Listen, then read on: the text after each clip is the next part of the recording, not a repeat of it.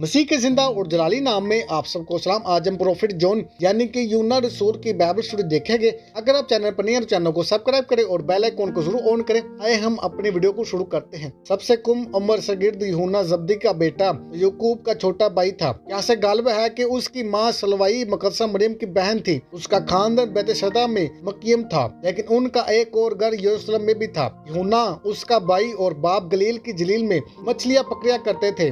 मरकस की अंजील के मुताबिक इनके अपने मुलाजिम थे। यूं ये खाते पीते खानदान में से थे। यूहन्ना पहले यूना जबदती का शागिर्द था। अस्तबगानी को छोड़कर यीशु का पैरोकार बन गया। क्या वो सरदार काहन का जान पहुंचा सकता था? यूहन्ना 18:16 से ये पता चलता है कि वो पतरस को सरदार काहन के देवान खाना में ले गया ताकि सारी कार्रवाई को बखूर देख सके। यूहन्ना का समार 3 शागिर्दों के अंदरूनी खिलका पतरस, याकूब और यूहन्ना में होता है। ये वह शागिर्द है जिसके बारे में बयान हुआ है कि यीशु उससे मोहब्बत रखता था और बला खाना में इससे मसीह के करीब तरीन जगह दी गई है। मसीह के साथ रहने की वजह से यूहन्ना मोहब्बत का रसूल बन गया और अपनी तनासिब में वो 50 से ज्यादा मर्तबा मोहब्बत का तज़किरा करता है। वो अफसस में कई सालों तक मुनादी करता रहा। रवायत है कि रोम में यूहन्ना को पकड़कर मार डालने के लिए जहर का प्याला पीने को दे दिया गया, जो उसने पिया और फिर भी जिंदा रहा। जब वो बहुत बुजुर्ग हो गया तो अक्सर कहा करता था कि बच्चों